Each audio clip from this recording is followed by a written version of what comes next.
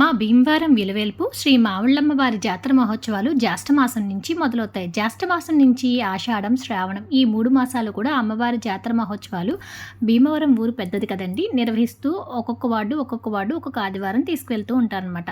అలాగా మా 26వ వార్డుకైతే ఆగస్టు 10వ తారీఖున అమ్మవారి జాతర వచ్చిందంట. అందుకని అమ్మవారి పూడుగుడి దగ్గర నుంచి ముందుగానే గరగల్ని, అమ్మవారి చిత్రపటాన్ని తీసుకొస్తారంటే జాతర 10వ తారీఖునైతే 9వ తారీఖు ఉదయమే గరగలను తీసుకొస్తారండి. ఇలా తీసుకొచ్చిన గరగలన్నింటినీ కూడా మొత్తం 26 వార్డులో ఉన్న ప్రతి ఇంటింటికి కూడా ఇలా గ్రామోత్సవం నిర్వహిస్తూ ఉంటారనమాట.